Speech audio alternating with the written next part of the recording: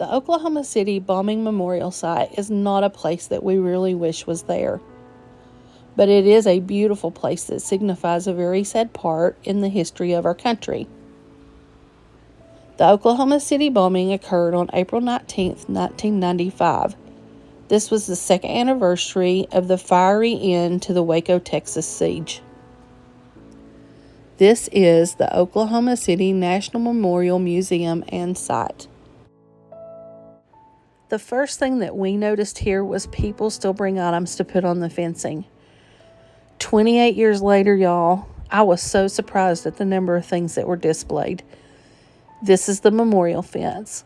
It is a 10-foot tall chain link fence that was originally installed around the area that is now the reflecting pool in the field of empty chairs to protect the site from damage and visitors from getting injured. The fence stood here for more than 4 years, becoming a notable place where visitors could bring stuffed animals, poems, keychains, and other items for tributes. During the construction, 210 feet of the fence was moved to the west side of the memorial, along the 903 side, or the healing side. Visitors are still welcome to leave items here on the fencing, and mementos are periodically collected, cataloged, and stored. We entered from the west side gate, but either gate you enter from, you're going to find the following inscribed. We come here to remember those who were killed, those who survived, those who changed forever. May all who leave here know the impact of violence. May this memorial offer comfort, strength, peace, hope, and serenity.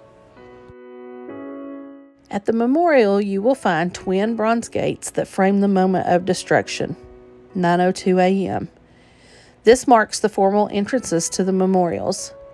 901 is found on the eastern gate and represents the last moments of peace.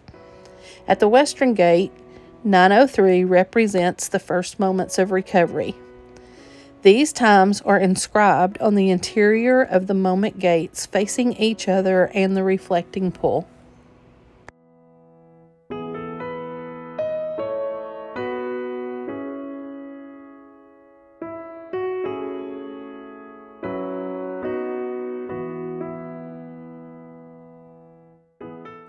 The reflecting pool is so beautiful, and it's very peaceful. At first glance, it looks deep, but it's really not. It's only a thin layer of water that flows over polished black granite to form the pool. The water runs east to west down the center of the memorial on what used to be 5th Street. Although the pool is flowing, visitors are able to see a mirror image of themselves in the water.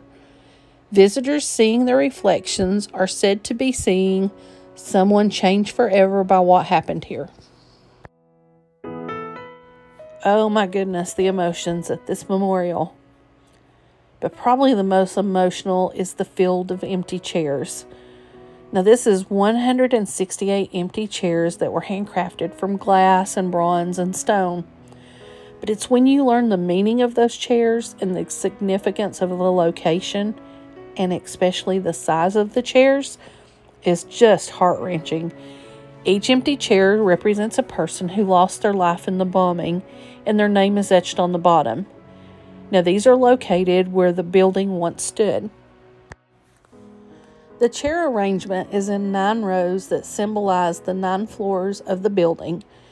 Each person's chair is in the row or the floor on which the person worked or was located when the bomb went off. The chairs are also grouped according to the blast pattern, with the most chairs nearest to the most heavily damaged part of the building. The westernmost column of 5 chairs represents the 5 people who died but were not in the building. And those 19 smaller chairs represent the children. 3 unborn children died along with their mothers, and they are listed on their mother's chair beneath their mother's names.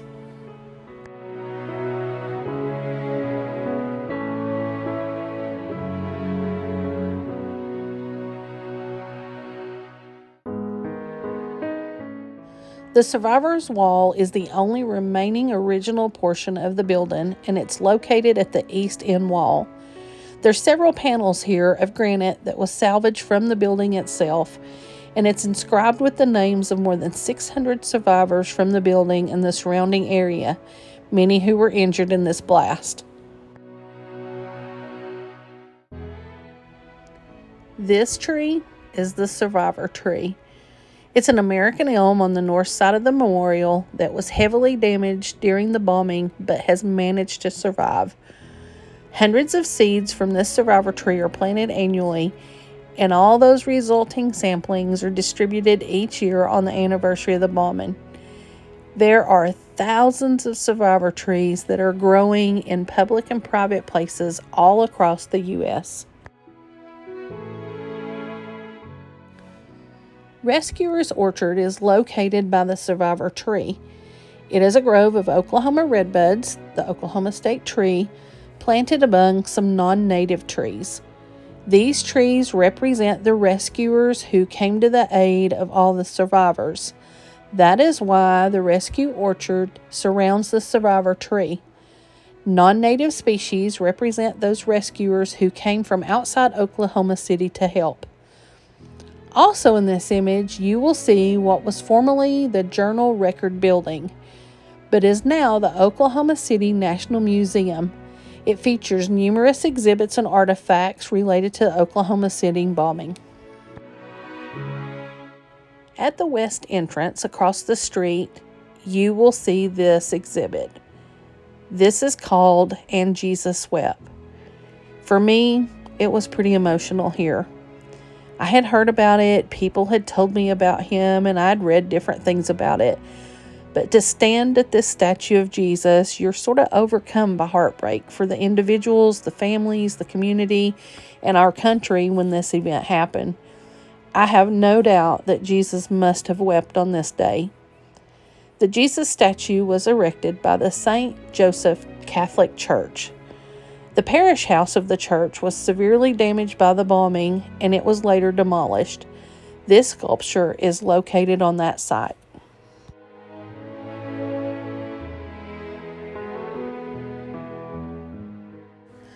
The memorial is located in downtown Oklahoma City. There are some beautiful buildings that are both old and new downtown, and if you're like us and you enjoy photographing cityscapes, this is a great place to drive around and do so.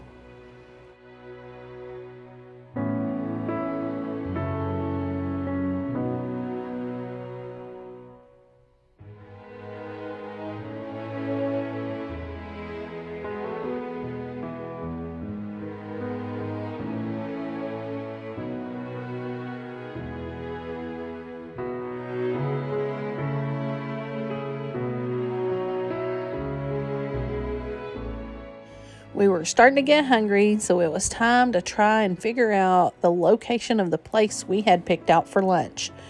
We had selected the Cattlemen Steakhouse. This is located in the Stockyard City area of Oklahoma City. I will tell you it was good, but it's pricey. And to be really honest, we had better meals on this trip for less. Now the meal here was $63 before the tip. And we had had other meals that were half that price and, well, were better.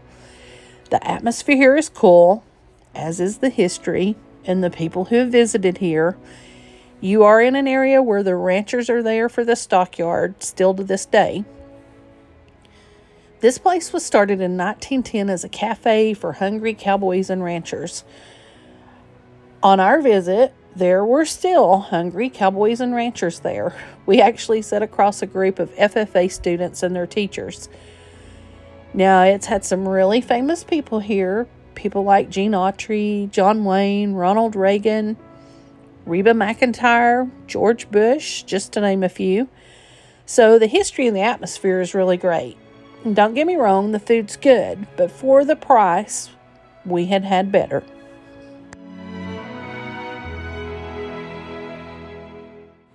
I hope you'll follow me on all my other social media platforms: Facebook, TikTok, YouTube, Instagram, and Substack. Substack is the place where you will find all of my travel details, hints, trips, and complete itineraries.